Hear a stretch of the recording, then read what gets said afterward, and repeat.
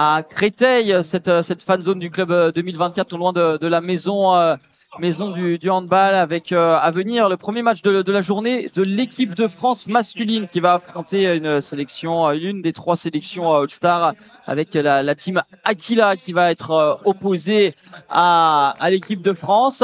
Le coup d'envoi est dans quelques instants, et comme vous en avez l'habitude depuis le début de ce showcase, eh bien il y a des personnalités qui viennent s'arrêter à notre micro. On a eu Camille Eglon-Sorina hier qui était de passage, l'internationale française qui est venue à mes côtés faire un petit coucou pour commenter. Également Patrice Annonay, premier capitaine de l'équipe de France de beach handball. Et bien là, on a une joueuse étrangère qui parle encore très bien le français, Maïssa Pessoa, qui est passée notamment par Mérignac et le Paris 92, même à l'époque ici Paris, pour remettre dans le contexte. Mais surtout, et c'est en cela aussi, pourquoi elle est à mes côtés, c'est parce que Maïssa, déjà bonjour. Bonjour. Maïssa, tu as pratiqué, plus que pratiqué le beach handball avec la sélection brésilienne. Tu as même été championne du monde avec ta sélection. Oui, bonjour. Je suis contente d'être ici pour voir le beach handball. Bah oui, j'étais avec le Brésil en 2004, 2005, 2008. Et après, j'ai laissé parce que je voulais jouer les Jeux Olympiques. Et on verra, j'espère que le beach handball il peut venir olympique. Et justement, quelle est la perception du beach handball au Brésil? Parce que là, que ce soit chez les filles, chez les garçons, dans ces différentes sélections All-Star, on a vu bon nombre de Brésiliennes et de Brésiliens. C'est un sport qui, comme le beach volleyball, le beach soccer et le beach handball, est développé. Ouais, au Brésil, les filles, les garçons, ils jouent le beach handball pendant 1 an, tu vois, et ils s'entraînent presque tous les jours. Pour eux, c'est vraiment, c'est professionnel. Et c'est un peu différent en Europe parce qu'on joue les Indo, non? Tous les jeux, ils jouent le Indo, et ils s'entraînent et ils jouent 1 mois le beach handball. Au Brésil, c'est différent. Il fait que le beach handball. Et donc là, on t'a vu saluer Gil, le pivot brésilien de 42 ans. Et oui, tu le connais très bien parce que vous avez grandi dans la même région. Oui. C'est Gil Pérez, c'est un formidable joueur. Je le connais de petit, de ma ville, de Jean Pessoa. Et je le connais quand j'étais 10 ans, 9 ans, 10 ans de âge. Il joue le hand aussi, le beach, toute sa vie aussi. Il était 2 fois avec l'équipe nationale Indo, mais il joue le beach. Ouais. Et c'est ça aussi le côté sympa et très intéressant du beach, c'est que toi tu évolues bien sûr principalement en indoor. Ce sont les nations européennes qui ont principalement des médailles. Là, dans le beach, alors que l'on voit arriver justement Jill, que l'on était en train de parler. Ben voilà, dans le beach, on a l'Argentine, on a un joueur uruguayen, on a un joueur brésilien, le continent sud-américain est presque davantage développé dans le beach qu'en indoor. Ouais. Voilà, c'est incroyable qu'est-ce que l'IHF a fait pour ramener le beach handball, pour essayer, pour être olympique. Là, c'est des jeux de tout le monde, non, ici? Il me semble, c'est incroyable. Oui. Et là, on a vu que quand même tu as laissé une trace, une empreinte dans la discipline, parce que tu as croisé encore des Norvégiennes, des Danoises, des joueuses qui sont arrivés après toi dans le beach, mais quand même avec ton titre de championne du monde, eh bien quand même c'est une discipline qui compte pour toi, et tu as compté dans cette discipline. Oui, aussi j'ai vu des gens qui m'ont vu quand j'ai été 19 ans, quand j'ai commencé le beach handball avec l'équipe nationale, et je suis vraiment contente de le voir parce que c'est des gens que j'ai vu quand j'étais 20 ans, tu vois. C'est incroyable. Maïssa, on va recoller avec ton actualité. Tu as 39 ans. et tu es encore bien en forme, encore en activité, et tu viens de signer en Norvège, le club de Chola, hein, c'est ça, le club de Chola, où notamment une Norvégienne, internationale norvégienne qui est très connue, c'est-à-dire Camilla Erem sera ta partenaire. Tu as encore cette flamme, encore cette envie? Oui, oui, je suis vraiment content parce que c'est ma pote. Je la connais beaucoup des années. On jouait ensemble, on jouait contre l'équipe nationale. Voilà, il m'a appelé pour que je vienne à Sola. On va jouer l'Européenne aussi. Ouais, le HF Cup, oui. Le HF Cup. Et bah, je suis content. Son mari, c'est le coach aussi à Sola et il est à la maison. C'est comme ça, il essaie de me faire me sentir à la maison là-bas. Yeah. Mais ça, on t'a toujours connu, ta façon particulière d'être dans la cage, ta façon de rentrer dans la tête de l'adversaire, d'être exubérante. Ça, c'est quelque chose peut-être que tu as initié dans le beach handball où il y a la bonne humeur, il y a le côté festif, au-delà du côté festif qui est inhérent aux Brésiliennes. Ouais, c'était le beach handball qui m'a fait grandir dans le indoor. Et beaucoup de gens, ils disent, mais comment c'est possible? Ouais, bah, j'ai dit, c'est possible parce que moi, j'ai fait. Et, bah, c'était le beach handball qui m'a fait grandir, en Europe, dans le hand. Et, bah, voilà. C'est pour ça, c'est le beach handball qui m'a fait y aller aux Jeux Olympiques aussi. Ouais. Oui, on sait, hein, tu as les tatouages, notamment les anneaux olympiques, les anneaux olympiques sur le bras, évidemment, hein, le but de ce showcase, c'est de montrer au grand public le beach handball, de montrer aussi aux membres du CIO, bien que c'est une discipline qui peut parfaitement intégrer le programme olympique. Hier, on a eu le président de l'UHF qui était là, quelques membres du CIO pour se rapprocher d'un petit peu plus près de ce qui se fait de mieux, du meilleur niveau, parce que là, on a vraiment des 3 équipes All-Star.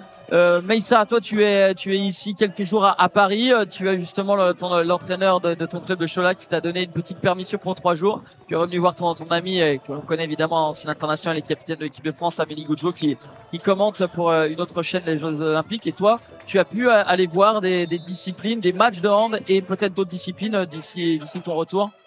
Oui, bah, mon coach, Stéphane, Monsieur Louis, bah, il avait dit, il va aller 3-4 jours, reste là-bas, voir tes amis, enjoy le hand. Et voilà, ouais, je suis vraiment contente parce que j'ai venu et je voulais voir Amélie. Amélie, c'est une de mes meilleurs potes en ma vie. Parce que j'ai venu en France, quand j'ai venu en France, elle m'a aidé beaucoup et, bah, jusqu'à aujourd'hui, on est vraiment potes et bah, je suis contente que je suis à Paris, en France. J'aime beaucoup la France. Eh bien voilà, on peut. What else, comme on dit. Eh bien, on était ravis de t'avoir. Toi, tu étais content de retrouver Paris. Ben du coup, on a été content d'en profiter et de t'avoir, de prendre un peu de nouvelles. Profite bien de ton séjour. Merci Meissa. À très bientôt. Allez, on va rentrer dans ce match. Meissa, tu vas tranquillement prendre le soleil. Justement, tu as quitté la Norvège quelques jours pour profiter du soleil. Voilà, on va prendre place tranquillement en tribune en face. À bientôt, Meissa. On va raccrocher avec ce match de l'équipe de France face à la team Aquila, l'équipe de France qui nous avait vraiment laissé une très belle impression hier avec une victoire 2-7-0 face à la team Draco, avec des parties références de cette équipe de France qui, selon les dires de Paul Moriot, bien va se servir de cette belle victoire face à Draco pour la suite. Et la suite, eh bien c'est le lendemain avec ce match contre la team Aquila qu'on a vu très solide avec des joueurs qataris. Ici justement le joueur qatari Zaki qui arrive à pleine vitesse et qui ajoute 2 points supplémentaires à cette équipe, à cette team Aquila. L'équipe de France qui avait réussi à poser des problèmes à son adversaire avec une défense assez agressive, assez haute, assez mobile, et qui avait aussi réussi à trouver des solutions en jouant 4 autour, à savoir sans pivot, parce que c'est vrai que du côté de l'équipe de France, on n'a peut-être pas d'immense pivot en termes de taille et de gabarit, bien que Axel Deschamps fasse pas loin d'1m95. Mais on avait choisi de miser sur la vivacité de Wayne Sakekpo, des Horace Quintin notamment, et ensuite avec toute cette cohésion pour réussir à a validé cette belle performance, c'est-à-dire un passage en force sur l'Espagnol Domingo.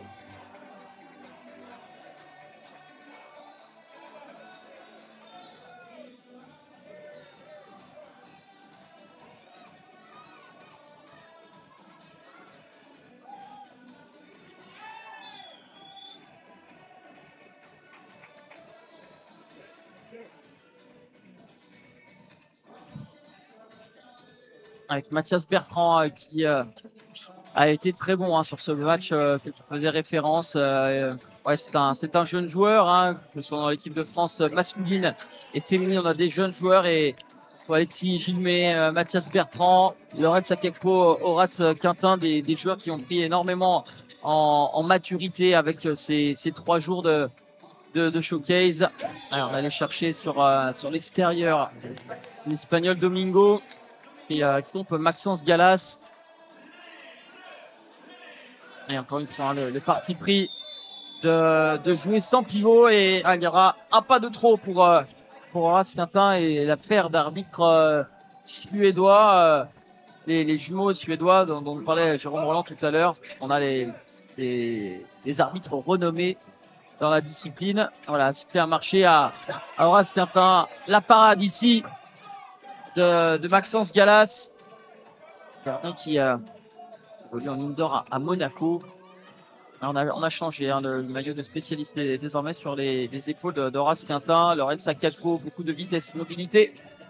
Avec Mathias Bertrand qui face à ce mur dressé par Domingo et Ajdou, le défenseur hongrois, a réussi malgré tout à trouver la faille pour battre le gardien espagnol Ricardo Amerigo. Allez, l'équipe de France est derrière, mais non loin, et a possibilité d'égaliser ici avec ce 3-6 et ce lob tout en touché d'Alexis Gilmet. Alors, on le voit bien entendu se démener dans les besognes défensives. Alexis Gilmet, là, ballon gratté par Benjamin Gallego et Alexis Gilmet qui s'était projeté. Monstrueux, encore une fois, l'arrêt du pied de Maxence Galas. Et les Français ont la possibilité, avec cette possession à suivre, de passer devant pour la première fois de la partie avec Lorenz Sakekpo, Horace Quintin. Ouais, ça joue bien, ça joue fluide, délié. Et véritablement, on le disait, bien sûr qu'on a peut-être un côté chauvin, mais là, il y avait quand même de la lucidité en se disant que le match référence d'hier allait servir. Et là, on a le sentiment d'une équipe de France décomplexée de ces jeunes joueurs qui se disent que malgré bien la présence en face de Gilles, de Dumencic, le champion du monde croate notamment, ils le regardent dans les yeux, ces grands champions et ces meilleurs joueurs de la discipline. Ambrogini, avec une défense en zone, le fêteur à Ajdou. Ce sera un penalty, on rappelle, les penalties sont comptabilisés 2 points, au même titre que les 360 et les kung-fu. Alexis Gilmet face à Ricardo Amerigo. Il a cherché l'impact haut. Alexis Gilmet, ça va passer au-dessus de la cage du gardien espagnol. Occasion ratée de prendre les devants.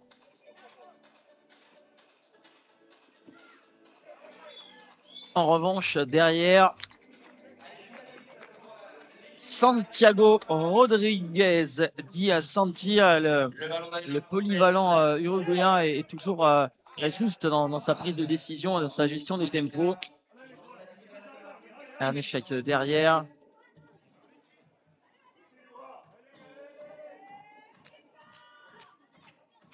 Dumencic avec Santi, superbe.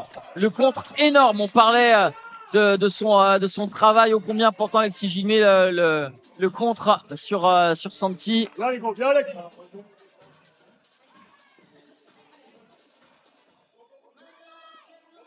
Horace Quintin avec Mathias Bertrand. Oui, il y a un arrêt de Ricardo Amerigo, mais on va revenir à la faute. Il a été touché au moment de sa prise d'impulsion. Mathias Bertrand.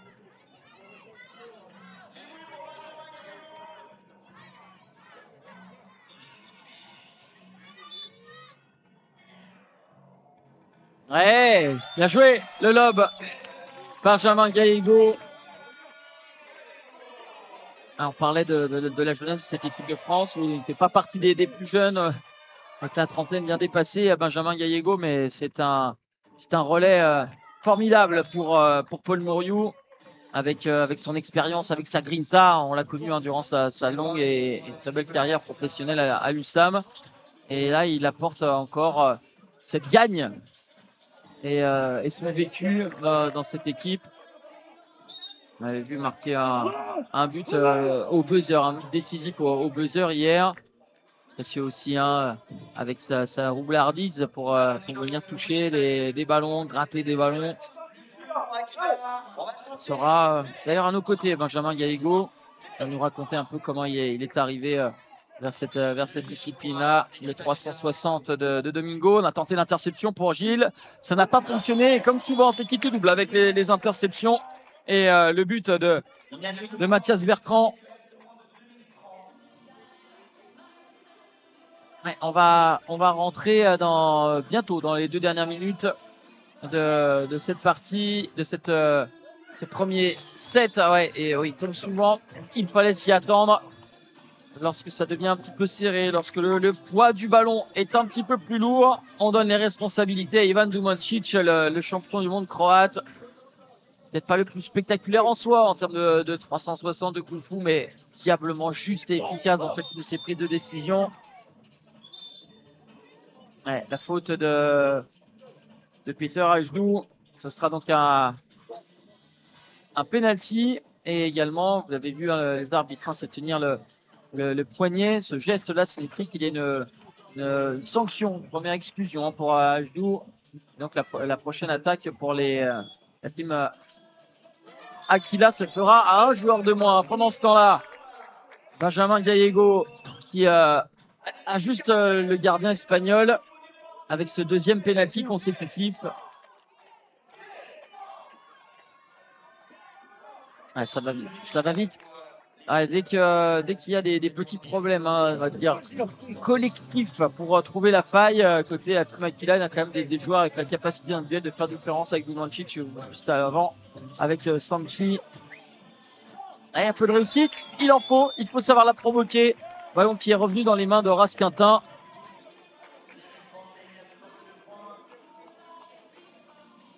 L'équipe de France à un peu plus d'1 minute du terme de ce premier set, n'est que 2 points derrière.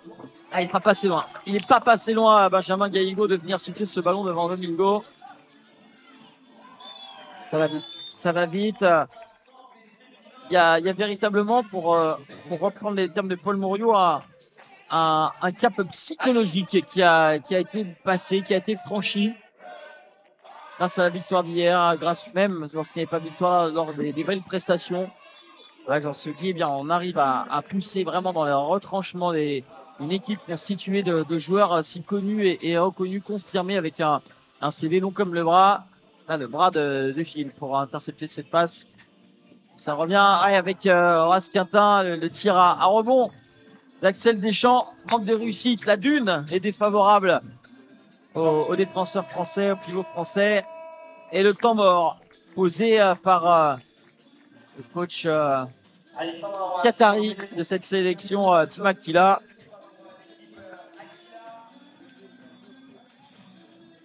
Ouais, très clairement, il va y avoir des consignes avec l'idée de geler le ballon le plus longtemps possible et peut-être d'aller vers un tir à 1 point.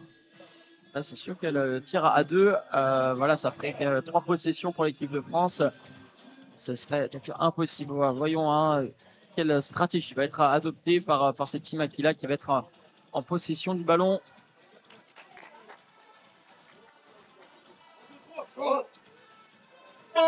C'est un petit retard à l'allumage dans le premier dans ce premier set qui va peut-être coûter ce premier set à l'équipe de France parce qu'après il y a eu une grosse débauche d'énergie pour revenir, pour rester au contact. On a raté la balle pour repasser devant.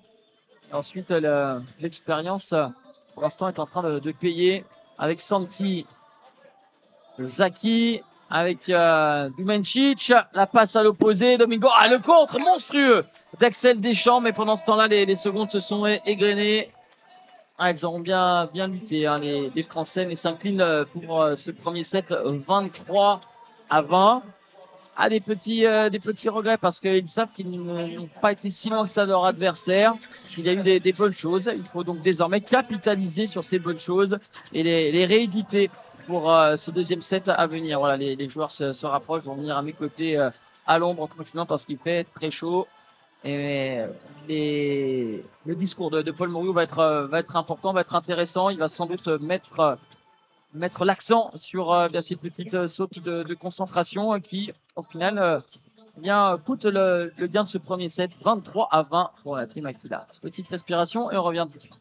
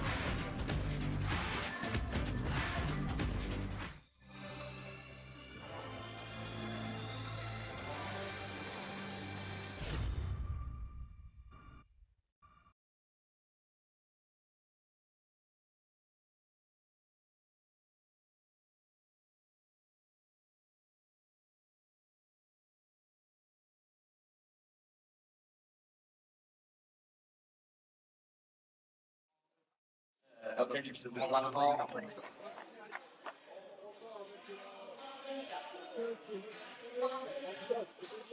Allez, les joueurs ont pris un petit peu le frais l'espace de quelques minutes entre ces deux sets pour bien rentrer dans le deuxième et pour essayer de remporter ce deuxième set chez l'équipe de France qui a perdu le premier 23-20. Alors, faudrait constater que j'ai été abandonné, lâchement abandonné pendant ce premier set. Mais je vois Eric Quintin qui était présent dans la tribune d'en face voilà, c'est mieux pour pas trop avoir une installation qui va peut-être me rejoindre pour commenter ce deuxième set. Allez, le début du deuxième set avec mon coaching gagnant avec Eric Quintin qui est venu à mes côtés. Ah bah tant mieux finalement. On gagne que maintenant, Eric, parce que tu as pu voir avec du recul et de la hauteur dans la tribune en face ce premier set. Comment tu as joué ce premier set? Qu'est-ce qu'il a manqué pour l'emporter tout simplement, et qu'est-ce qu'il faut faire pour performer dans le second? Ben là, c'est peut-être l'exemple un petit peu type. On est un peu moins efficace au tir qu'hier. C'est encore une fois ces fluctuations mentales que le pitch met clairement en lumière. Hier, on a beaucoup de satisfaction sur le duel gardien, sur une défense extrêmement mobile.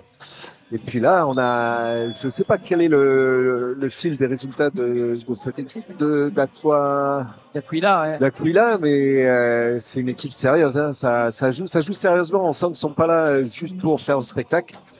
Il y a une forme de détermination, de désir d'être devant, de garder la main. Et pour l'instant, la différence fait un peu sur le plan mental, sur le plan de notre attaque par rapport à la défense. On fait beaucoup de 4 tours. On a Axel qui joue en défense et en attaque. On alterne le 4 tours et le 3+1. C'est compliqué, voilà. C'est le genre de choix. Il faut que le ballon circule. C'est un jeu de lecture. On est en surnombre. Dès qu'on a un adversaire, c'est qu'il y en a un qui est seul. Alors, si on en a un et demi, il faut absolument que la balle circule. Allez, là, Mathias Bertrand qui voit ce ballon lui échapper. On va refaire une petite ellipse. Hein. J'en parlais lors du premier set. Ce match considéré comme on en parlait, un match référence. Hein, même si on est dans un showcase, même si on n'est pas en compétition. La prestation d'hier, le 2-7-0 face à la team Draco. Au vu de ce que tu énumérais, la défense, les dissuasions, l'efficacité au tir, la prestation de Maxence. Ça, justement, c'est là aussi on peut passer un cap, c'est de gagner en régularité dans ce genre de perte. Gagner en régularité, garder ce désir de profondeur circulation. On peut pas réussir si on n'a pas d'intensité maximale dans les prises d'espace. Il y a un très très bon défenseur central, là, le jeune numéro 9. Il y a un défenseur hongrois, un défenseur sud-américain. Je crois le 3, c'est une très belle défense. Voilà, très mobile, très dissuasive. On n'arrive pas trop à sortir les ballons. Les qualités de passe sont encore un petit peu approximatives. De toute façon, on est dans le plus haut niveau du beach, donc on peut pas se satisfaire d'un 95%. Il faut être à 100% de précision dans les sorties de balle, dans le dosage des transmissions, dans les hauteurs de passe, dans les profondeurs de passe, notamment dans la relation au pivot sur les kung-fu, tout en étant capable de prendre des espaces ouverts et de sortir les balles. Voilà Horacio. Et après, il faut être un petit peu malin. Là, Horace, c'est un peu en jeu premier degré, et ça c'est un très très bon gardien, alors qui n'aurait pas dû être là, qui joue dans l'équipe de l'élite valdoise dans la région parisienne, mais c'est un gardien qui vient de gagner les finales EBT avec une équipe espagnole, donc c'est vraiment un gardien de très très bon niveau qu'il ne faut pas prendre pour un jambon. Ouais, le Ricardo Amerigo qui est passé par Poitiers également. Effectivement, on avait l'occasion de vous les proposer sur Handball TV, c'est EBT, c'est European Beach Tour à Lacano. On avait vu une finale avec l'équipe espagnole face à l'équipe portugaise. Et oui, c'est cela, ce qu'on disait. Hein, l'idée, c'est de se rapprocher de ces nations. Je parlais tout à l'heure du dernier carré du mondial avec la Croatie, avec le Danemark, le Portugal et l'Allemagne. Voilà, faut essayer de se rapprocher, mais on l'a vu, hein, déjà pendant que nous parlions, Eric, des scories, des pertes de balles et derrière, bien ça ne blague pas.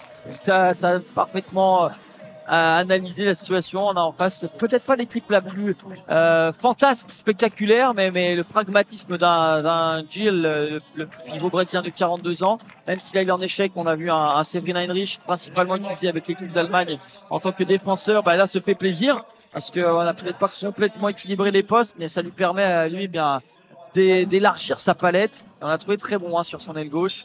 Il est très polyvalent, hein. C'est un super joueur. Je ne sais pas à quel poste il doit jouer dans le handball à 7.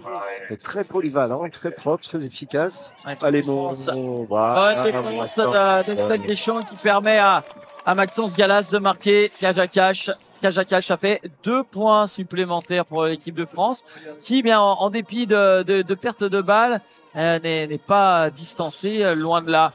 Petite parenthèse, Eric, hier on a eu vraiment de très bons matchs. Vraiment l'intensité était à son paroxysme, et c'est tant mieux parce que c'est là où les tribunes étaient garnies. La tribune VIP était tout autant. On a vu le président de l'IHF, Philippe Bana, était là, et des membres du CIO. Est-ce que tu as eu un petit peu des retours sur bien cette visite de personnalités qui, bien de par leur poids, leur costume, peuvent faire évoluer le beach? Alors, je suis pas tout à fait dans ces sphères. Je suis pas sûr qu'on s'y amuse autant que quand les joueurs montent au VIP. On est d'accord. Mais oui, de toute façon, les conditions étaient relativement idéales par rapport à ce qu'on espérait. C'est des tribunes pleines, un joli spectacle. Faut reconnaître là, la chaleur est assez intense et plombe un tout petit peu les épaules notamment nos Français, mais les étrangers vivent la chaleur de la même manière. Mais hier, non, c'était vraiment tip top. On avait tout ce qu'on espérait pour faire une belle pub pour le beach. Beaucoup d'incertitudes, beaucoup de suspense, beaucoup d'émotions, de l'intensité, des renversements de situation, de la technique, de la virtuosité. Bon, voilà, je suis pas tout à fait objectif et impartial. Et voilà une action type là où on voit et de la virtuosité et du travail de gardien de but, du duel, de la qualité de transmission, du timing. J'en profite, voilà, en face de moi là, les mascottes et des enfants, et là dans le coin en haut à droite, les mascottes sont là parce que nous sommes dans un jour de semaine, donc voilà ce qui explique qu'il y a peut-être un peu moins de monde qu'hier, mais pour autant on a des enfants parce que nous sommes ici à Créteil avec des centres de loisirs et des enfants qui sont là, qui profitent du spectacle du beach, mais tout autour cette fan zone avec l'écran géant, avec des activités. Voilà, c'est à souligner parce que vous pouvez y faire un saut, et puis même tout le reste de la quinzaine olympique, cette fan zone est une fan zone officielle, donc avec les écrans géants. Donc n'hésitez pas à y faire un saut, et puis toutes les installations autour du handball et ses déclinaisons seront encore présentes, le hand fauteuil, le hand à 4 et donc le beach, forcément. Ouais, donc une attaque française encore très approximative là, Paul Mouriou du club de la Cano, qui est un acteur majeur du développement du beach en France, dans le comité de Gironde et en Ligue de Nouvelle-Aquitaine, qui a tenté de mettre Aurélien Ambrogini gaucher en spécialiste sur l'aile gauche pour essayer de retrouver un peu d'efficacité dans ce secteur-là. Et là, on voit encore une fois des choix discutables parce que quand on a l'adversaire extérieur en face de soi et qu'on a un partenaire, il faut que le ballon aille du côté du surnombre. À mon point de vue, très aisé parce qu'en dehors du terrain, comme toujours, j'oserais dire que il faut jouer côté surnombre. Il faut déplacer cette défense et il faut jouer simple. Et c'est pas notre cas là. Peut-être un petit peu usé, un peu fatigué après 3 jours très intenses, 2 gros matchs par jour, sous la pluie puis sous la chaleur.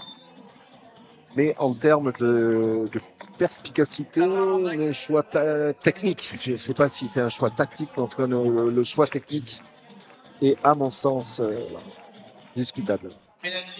Un penalty pour Gilles qui va défier Maxence Galas. C'est la barre transversale qui revoit la tentative du Brésilien. Le ballon récupéré par Benjamin Gaigo, et derrière l'intervention d'Amérigo devant Alexis Gilmet.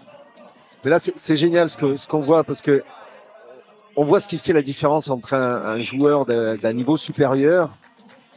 Pardon mon Alexis, qui est un magnifique défenseur, mais Ricardo, ce gardien qui a gagné les finales EBT, c'est un gardien qui joue en lecture, il te suit. Et là, Alexis est parti immédiatement sur son épaule gauche, et ce gardien-là, faut pas la lui faire, quoi. Donc si tu vas à gauche, il faut que tu sois capable de faire quelque chose avec ton poignet et ne surtout pas mettre le ballon où ton corps va. Et bah, c'est un conseil qu'on donnera à tous les jeunes handballeuses et handballeurs passionnés. 90% du temps, nos entraîneurs de gardiens demandent à leur coacher, à leurs joueurs, à leurs gardiens de but de suivre le corps, de suivre le bras. Et c'est ce que fait parfaitement Ricardo Amerigo. Amerigo. Tu nous as donné des clés de lecture là sur le tir, sur les stratégies.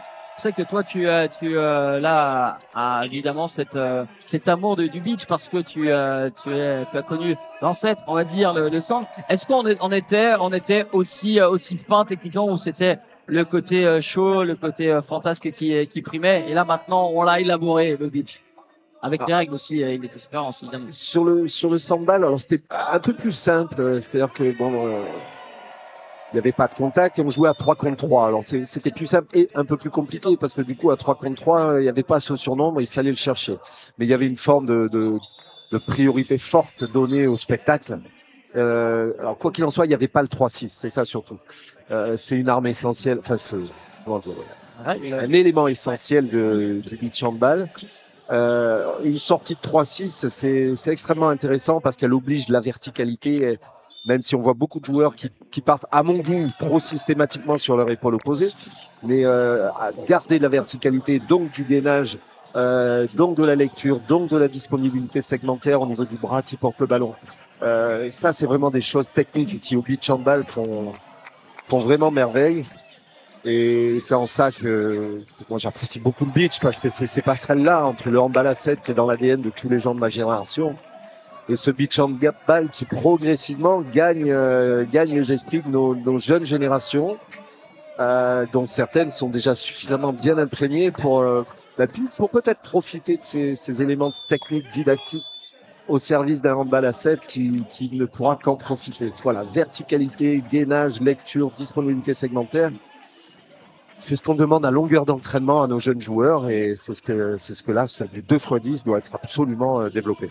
Je sais pas si tu as eu l'occasion d'en toucher un mot avec Paul. Tu l'as croisé hier avec Guillaume Sorina. On a évoqué le fait parfois bien que certains clubs, certains coachs ne comprenaient pas et ne laissaient pas les joueurs.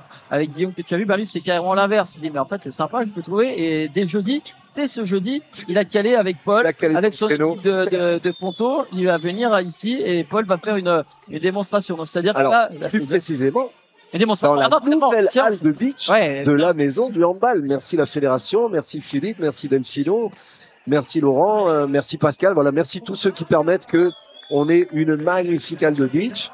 Les clubs franciliens, les comités vont en profiter, c'est clair et net. Elle est magnifique. Le sable est d'une douceur parfaite. Ça n'est pas en vacances. Et c'est clair que ça va nous faire progresser aussi sur le plan national. Ça va faire progresser les joueurs de Ponto. Ils vont se régaler, ils vont améliorer leur préparation physique. Voilà, on finit sur un tir de Benjamin. Un petit mot pour Benjamin. Voilà, encore une fois, moi, un immense merci à Benjamin Gallego, qui est un joueur magnifique de ce club historique de l'USAM Nîmes. Et Benjamin nous apporte des choses extraordinaires. Il nous apporte de l'expérience, il nous apporte cette capacité de supporter la pression. Il montre aux jeunes qu'on peut en même temps être jovial, heureux, joyeux, tout en étant très sérieux et engagé. Franchement, quel bonheur de faire la connaissance de Benjamin via le beach, grâce au beach. Merci beaucoup, Benjamin. Et attends, c'est même prolonger les louanges à son endroit, puisque de lui-même, il s'est dit, tiens, si tu as besoin de commenter un match, je suis à tes côtés. Je dis, tu es le bienvenu. Donc, il sera à mes côtés pour commenter un match d'ici la fin de la journée. Alors, victoire 2-7 à 0 de la Team Aquila face à l'équipe de France. Oui, bien sûr, c'est le troisième jour de showcase. On a de la chaleur, évidemment, un peu moins de rotation. On a encore à apprendre. On a des progrès qui ont été effectués. On a encore des progrès à faire. Voilà ce que l'on peut dire avec l'équipe Aquila qui, avec le plus grand des sérieux, et je pense, on en parlait, que le match d'hier de l'équipe de France a été une alerte. Attendez, on va prendre cette équipe de France au sérieux. Et puis ça, c'est déjà une bonne chose, parce qu'on vient d'un peu plus loin sur l'échiquier européen, mondial même dans le beach, mais maintenant on va commencer à être considéré. Oui, puis de notre côté, un petit relâchement aussi. C'est toujours pareil, c'est pas évident. Hein. Le plus dur, c'est pas de monter, disent tous les champions parmi les C'est de champions. C'est de se maintenir au plus haut niveau. Et le beach handball aussi est une école ou un révélateur, à vous de choisir. Mais c'est aussi une école d'exigence qui oblige à ouais, tu as parfait, mais demain t'es rien. Ou en deuxième set, tu n'es rien. Tu repars à zéro. Et le beach handball, c'est intéressant parce qu'on répète plusieurs fois dans la journée. Donc en termes d'éducation et d'apprentissage, c'est un environnement merveilleux. Eh bien voilà, il faudra que l'apprentissage tout de suite dans un cours futur, à savoir ce soir, le dernier match de la journée à 18h. On retrouvera cette équipe de France face à la team Pegasus. La team Pegasus, on finira en beauté avec notamment, je pense, moi, de mon œil, le meilleur joueur du monde, Boninho, voilà, face à la team Pegasus. Ça sera parfait de terminer ces 3 jours de showcase de la sorte. Eric, on se retrouve, je crois d'ailleurs, sur l'un de. Je crois, sur le match féminin peut-être. Match féminin, 17h. Tu es le bienvenu. En tout cas. Merci. En tout cas, merci Jocelyn, merci Handball TV comme toujours, merci la Fédé.